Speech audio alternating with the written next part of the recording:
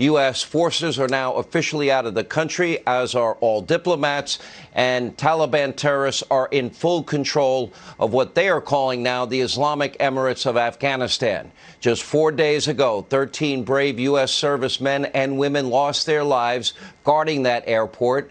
And if that's not horrific enough, now Joe Biden, your president, he just left our fellow Americans behind enemy lines as hostages to the whims of terrorists. My sources are telling me that the administration's estimate of 250 to 300 Americans left behind is likely extremely low, and the more likely number of Americans left behind is closer to 1,000, maybe more. The saddest part of all is our government doesn't know, and they don't have a clue. Now, coming up, we'll be joined by two Gold Star fathers, their sons, Marine Corporal Lance Jared Schmidt and Staff Sergeant Taylor Hoover. They were both killed during last week's attack at the airport in Kabul. And it's because of heroes like this and thousands of Americans and our allies, well, they were able to escape the country. But tonight, countless Americans, they have now been completely abandoned and left behind enemy lines, abandoned not by our brave soldiers, but by their commander-in-chief, who made the political decision to leave by August 31st, the Taliban deadline, no matter what. It is day 16, Americans held hostage behind enemy terrorist lines. I'm here to announce the completion of our withdrawal from Afghanistan and the end of the military mission to evacuate American citizens, third country nationals, and vulnerable Afghans. This has been a massive military, diplomatic, and humanitarian undertaking, one of the most difficult in our nation's history. While the military evacuation is complete, the diplomatic mission to ensure additional U.S. citizens and eligible Afghans who want to leave continues. There's a lot of heartbreak associated with this departure. We did not get everybody out that we wanted to get out. But I think if we'd stayed another 10 days, we wouldn't have gotten everybody out that we wanted to get out. And there still would have been people who would have been disappointed with that. Americans held hostage behind enemy lines. Day 16. You heard it right there. We did not get everyone out. And tonight, the administration doesn't seem to know just how many American citizens are left behind. Hundreds, if not over 1,000. The fact that they cannot give all of us an exact count is beyond repulsive. And because of the constant threat from terrorists in the Taliban and ISIS and al-Qaeda, some unknown number of Americans could not make it to the airport in Kabul and were subsequently abandoned by Joe Biden and his administration. Watch. No American citizens came out on the last, what we call the joint tactical exfiltration, the last 5 jets to leave. We maintained the ability to bring them in up until immediately before departure, but we were not able to bring any Americans out. That activity ended probably about 12 hours before our exit, although we continued the outreach and would have been prepared to bring them on until the very last minute, but none of them made it to the airport and were able to be accommodated. How interesting. As a candidate in 2019, Joe Biden tweeted that in the United States of America, we leave nobody behind. We need a president who understands that. Then August 19th, Joe Biden promised to stay until every American citizen was out of Afghanistan. It was only a couple of weeks ago. Apparently, Joe Biden was telling all of us an outright lie. Every American, this transcends politics. This isn't Democrat, Republican, conservative, liberal. Every American should see their president lie to them right here. The commitment holds to get everyone out that, in fact, we can get out and everyone should come out. And that's the objective. That's what we're doing now. That's the path we're on. And I think we'll get there. So Americans should understand that troops might have to be there beyond August 31st. No, Americans should understand that we're going to try to get it done before August 31st. But if we don't, the troops will stay. If we don't, we'll determine at the time who's left. And if there are American forces, if there's American citizens left, we're going to stay till we get them all out. We're going to stay till we get them all out. Apparently, never mind. This is the worst self-inflicted foreign policy crisis in modern American history, one of the worst in history. Everyone involved should be fired. Secretary of State Blinken, fired. Defense Secretary Austin, fired. National Security Advisor Jake Sullivan, fired. General Mark Milley, why he ever gave up Bagram, fired. They all need to be held responsible for this unmitigated disaster. Yeah, Joe Biden, too, fired.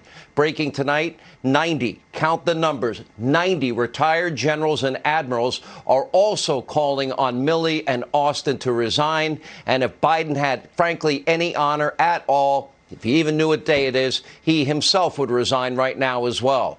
Leaving Americans behind and putting their lives in the hands of terrorists, in this case the Taliban, and probably ISIS-K and al-Qaeda, it is beyond heartless, it is cruel, it is unacceptable. This is not the American way. According to a new ABC News poll, vast majority of Americans, we don't get 84% of Americans agreeing on much at all, do we? But 84% of Americans believe U.S. troops should have stayed behind until every single American was evacuated. 71% say we should have stayed to make sure every ally of ours is evacuated also, because we promised them that. Our word was supposed to be our bond. Not that they'd necessarily come here, but we'd get them the hell out of there. It could have been done. It should have been done. We have the most powerful military in the world. But under Joe Biden, the Taliban terrorists, they call all the shots. In a written statement, which is meaningless, Biden said there was no real reason to stay behind and rescue our fellow citizens because, quote, the Taliban. Let's stop lying to ourselves right here. The Taliban is a terrorist group. He said the Taliban has made commitments on safe passage. Okay, I don't trust the Taliban. Joe, you've got to be kidding. We all know Joe's declining very quickly cognitively. I know he has soup for brains, but surely someone in the administration remembers 9/11/01. Surely they see what the Taliban's capable of. Surely they know that these are evil terrorists. Maybe they don't. I don't know. After all, month after month, this administration sat around, did nothing. The Taliban, we've done our time-lapse map for you.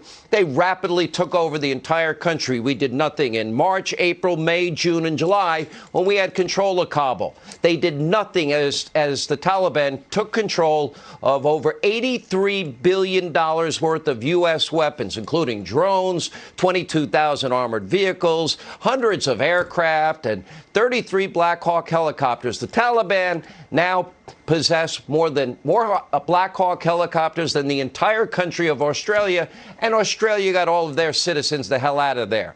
And to top it off, Bagram Air Base was abandoned in the middle of the night, leaving thousands of American citizens completely defenseless as the Taliban closed in on Kabul.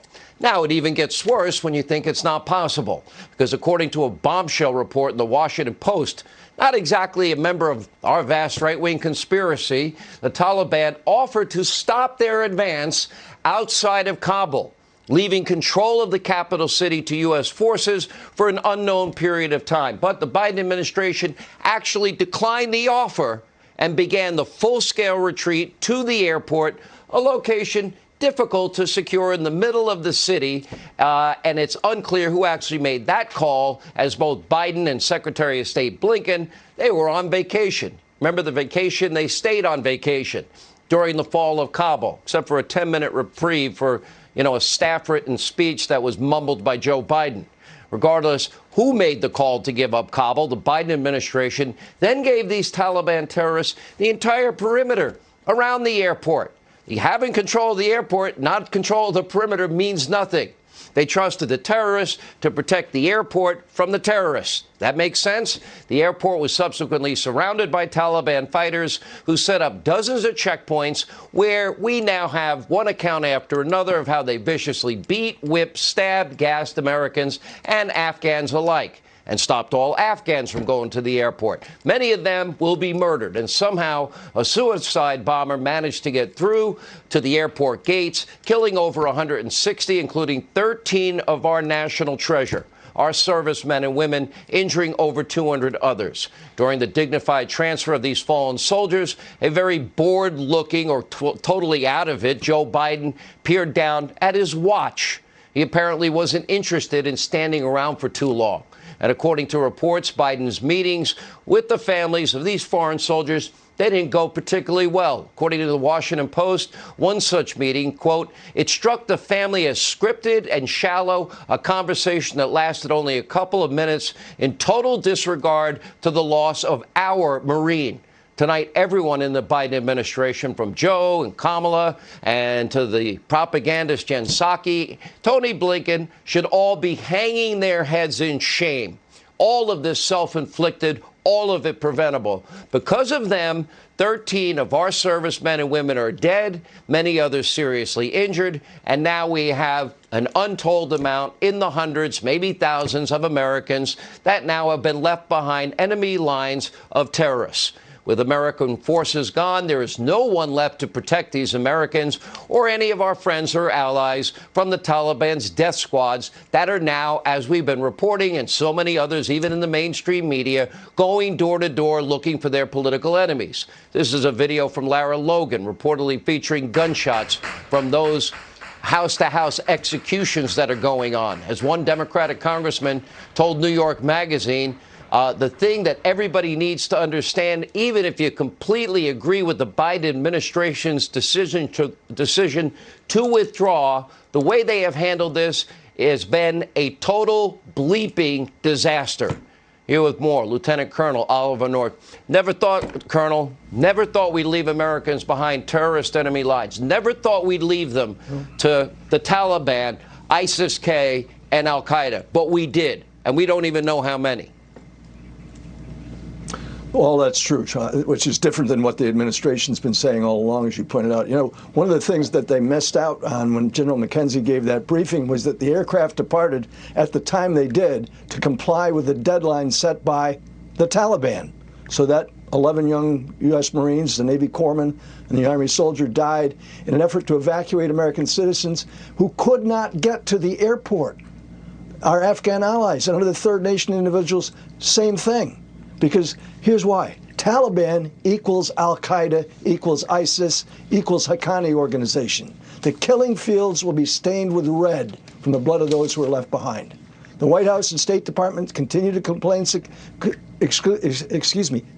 success and congratulate themselves. But there's not going to be any backslapping for the families and loved ones of those 13 American homes.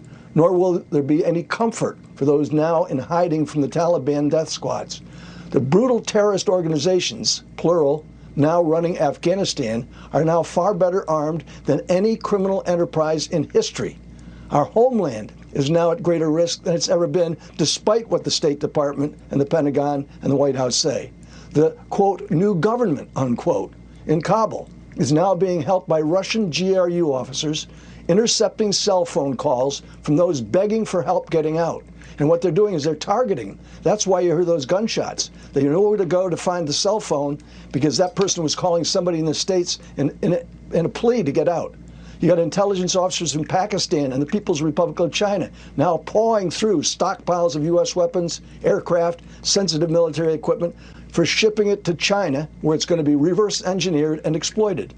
On Sunday, August 29th, during that solemn ceremony at Dover Air Force Base, the commander-in-chief checked his watch. What was he trying to figure out? How much longer he'd have to stay with those 13 heartbroken families?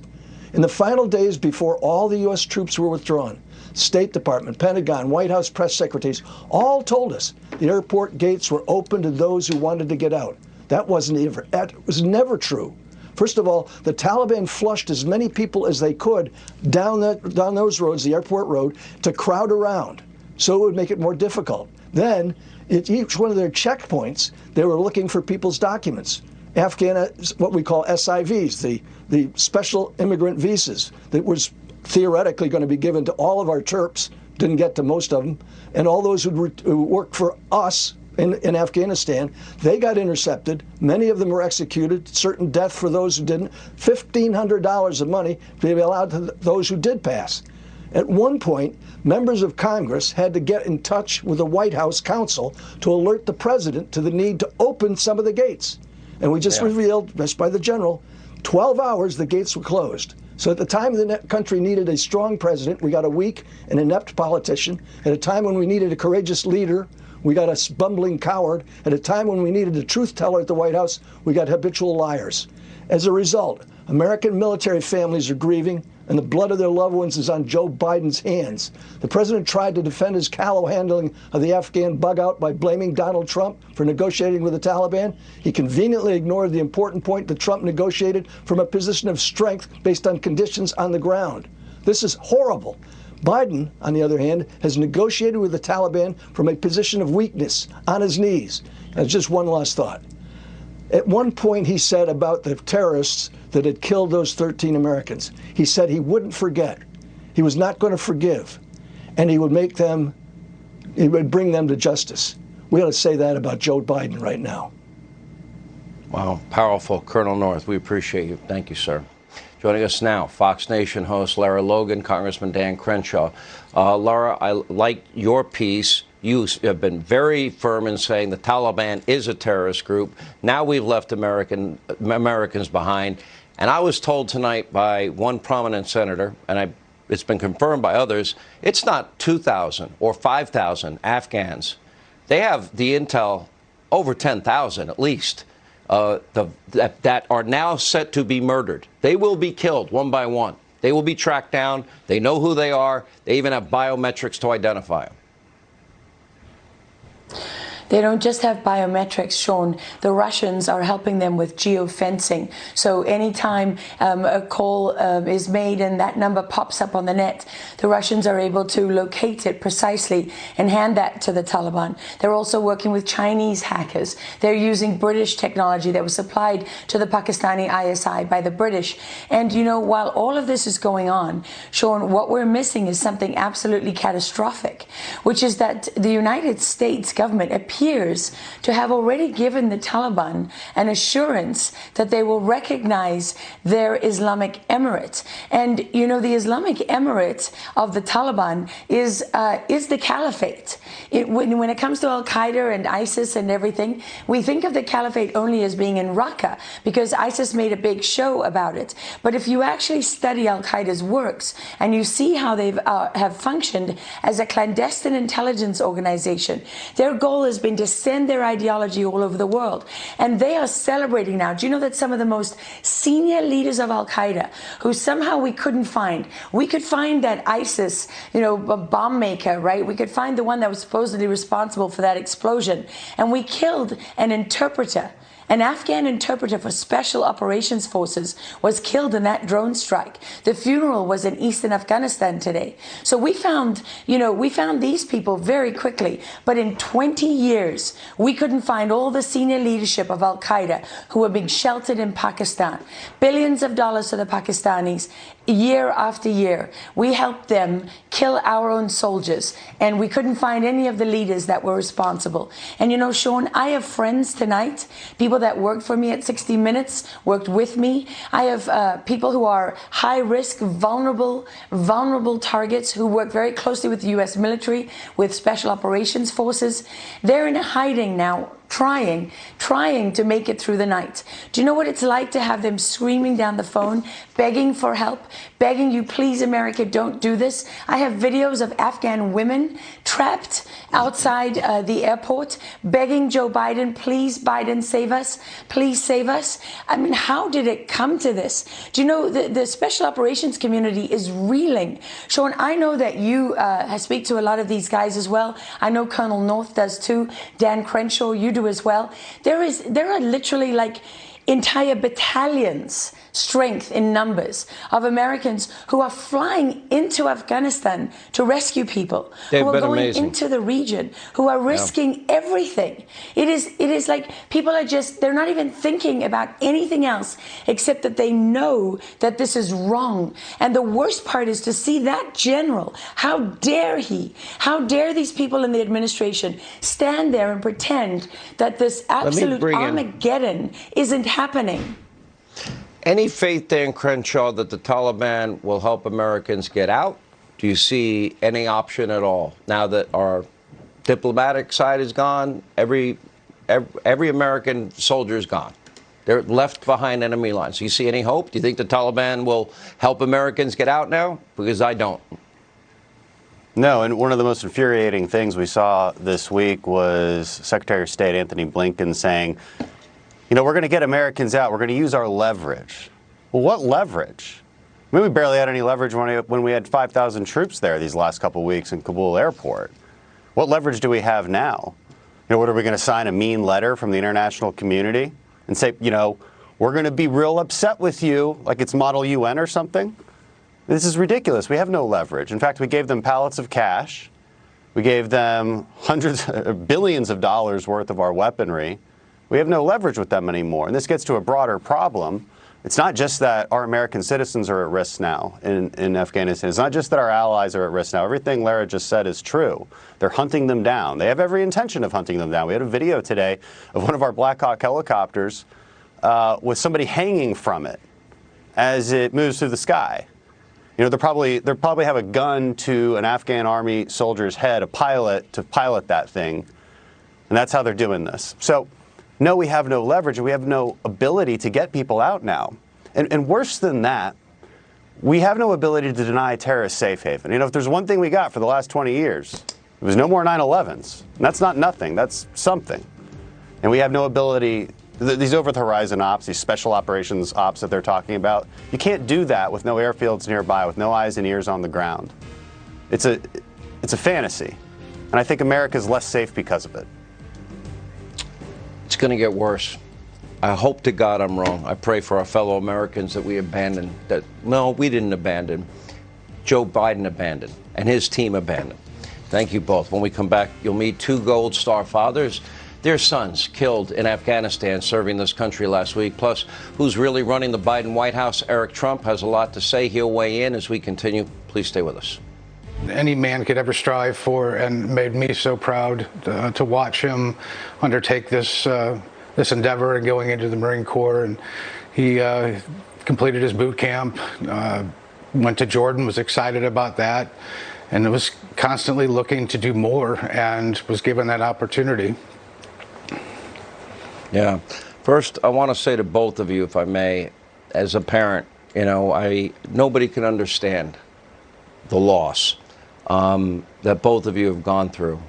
I can't imagine the pain that both of you are living through, and I'm very sorry about that. Mark, you met with Biden over the weekend. How did that go? Well, initially I wasn't going to meet with him, but then I felt I owed it to my son to at least have some words with him about how I felt, and it didn't go well. He talked a bit more about his own son than he did my son, and that didn't sit well with me. Your son was a hero. I can't imagine the pain. I really can't.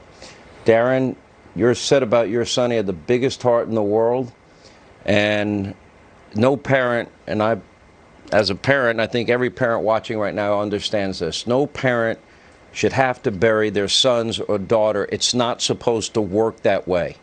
He was scheduled to return home on September the 15th and retire and marry his fiancée, Nicole.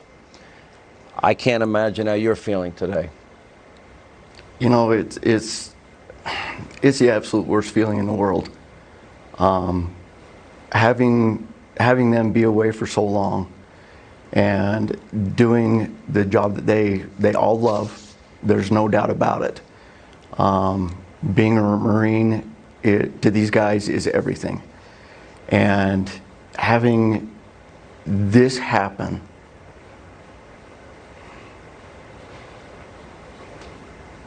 to these heroes, every one of them's a hero. There's no doubt. Every last one of them. They died with their brothers and their sisters right next to them, doing exactly what they all wanted to do, and that is defending this country. America's national treasure. That's how I refer to them.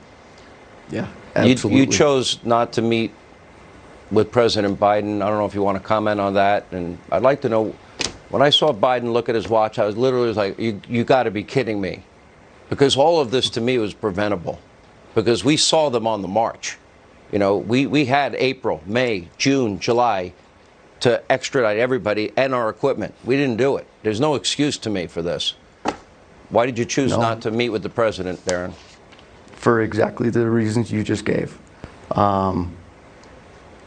We said absolutely not. We didn't want to deal with him. We didn't want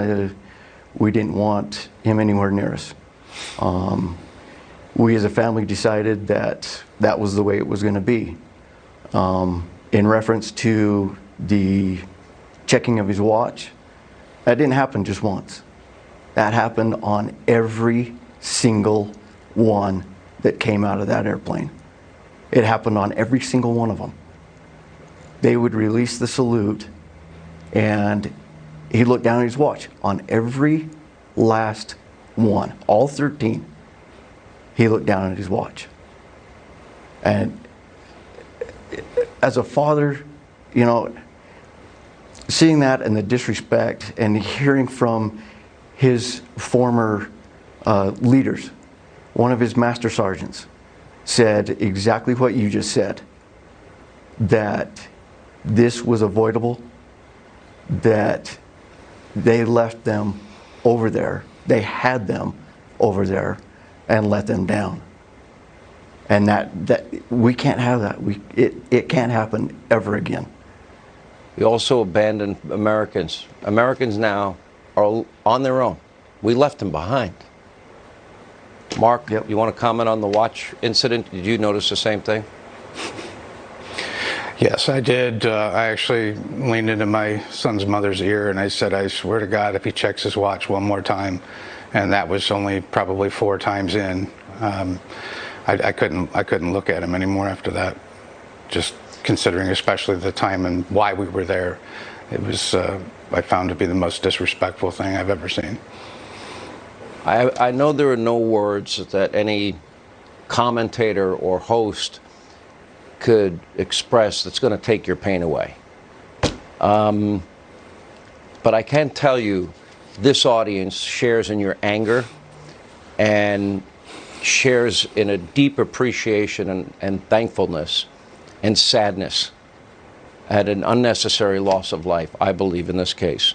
And we'll be praying for all of you, your families, these incredible young men that you raised that made this country the greatest country on earth. They make the country great. There's some leaders that don't make the country great. They did. Our thoughts and prayers are with you both. Thank you, Mark. Thank you, Darren. Thank you. Thank you, Sean. Okay, now, after hearing these harrowing stories and hearing from these great American families, you ask yourself, where was the empathy from Mr. Timetable, Joe Biden? Where's the sense of urgency when they started moving up? They keep showing the map in April, May, June, July. Where's the accountability? Because over the weekend, Biden even refused to take any questions on Afghanistan and said, oh, he's not supposed to take any questions. He's not allowed. Take a look. I'm not supposed to take any questions, but go ahead.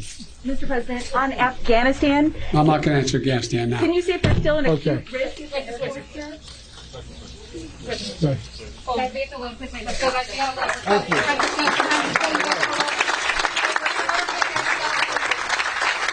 Really and truly, thank you. All right, Joe, you're the President of the United States of America. Who are these people that keep telling you you're not allowed to take questions, or they told me to go to this person and they told me to go to that person?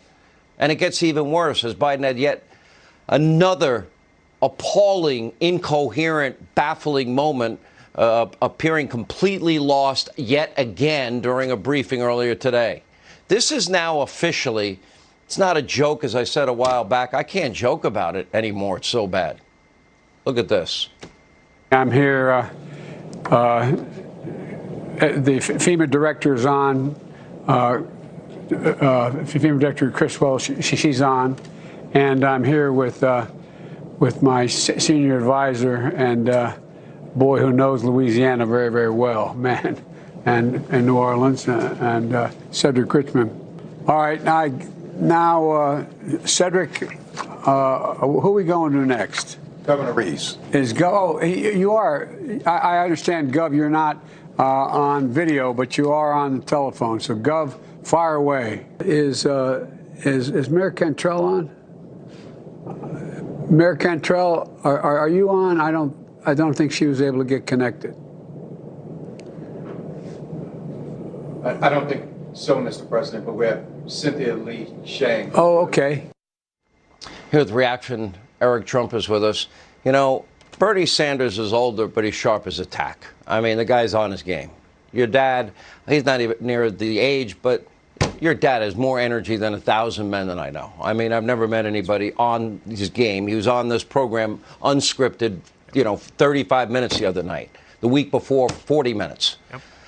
I look at this a while back, I said, I can't even joke about it anymore because it's not funny. And now Americans are dying, and now Americans have been left behind enemy lines. Something your father, he might send out mean tweets, your father would never allow happen. The lack of credibility, Sean, that we've lost in the world is just, it's unthinkable. It's truly, truly unthinkable. And when you watch that second clip, you realize exactly why they will not allow Biden to answer any questions, because he can't get through a sentence without stuttering, without messing up, without making a fool out of himself. And it's tragic. What is he getting right? I mean, and I'll answer the question, nothing. He's not getting anything right. He's not getting the border right. He's not getting Afghanistan right. He can't go to Dover, one of the most sacred grounds. The amount of time that my father spent on that tarmac at 2 o'clock in the morning, greeting fallen soldiers coming back from war zones, coming off of those C-17s, in caskets draped with American flags, and the guy's checking his watch. It's embarrassing for our country. It's an absolute disgrace. It would never happen from Trump. Frankly, it wouldn't have happened from any other president. But the media lets him get away with it, and it's disgusting. And it's got to stop, Sean. It's got to stop. You know, I look at your father's plan. He was going to keep Bagram Air Force Base. Your father's plan was based on conditions on the ground. Your father's plan was also rooted in, we took out Baghdadi, Baghdadi's associates, the al-Qaeda leader in Yemen. We took out Soleimani, and we kicked the living Adam Schiff out of the, almost said it, out of the Taliban. And if you dare, don't follow every dotted I, cross T, comma, and period, I will blow you back into the Stone Age. That was your father's deal. That's not the deal that was executed by Joe Biden. My father dropped the Moab on the top of a mountain and took out a terrorist camp comprised of thousands and thousands of people. That's the mother of all bombs, Moab, right? Took off the entire top of the mountain. And guess what? They really quickly figured out that Donald Trump wasn't playing around, that America wasn't going to be messed with. They weren't going to be disrespected. It's called peace through strength. Even if all the soldiers had evacuated from Bagram, they still wouldn't have done what they were doing because they know that Donald Trump would have been carpet bombing that country by now. And my father wasn't a guy who believed in conflict. He wanted to get American soldiers out of Afghanistan, but he would not have put up with that nonsense. No different than the way that he went after Soleimani. He sent a Reaper drone, right, with a Hellfire missile to take out one of the most evil terrorists anywhere in the world. And guess what? China was watching that, and Russia was watching that, and North Korea was watching that. That's called American strength. And unfortunately, under this clown, America has no strength. We're being embarrassed every single day, Sean. And when you see 600,000 weapon systems left on the ground, when you see 78,000 vehicles that we left there, Humvees and tanks, when you look at 208 aircraft, Black Hawk helicopters, I mean, what are we doing? They're walking around with American night vision glasses. They're walking around with American sniper rifles.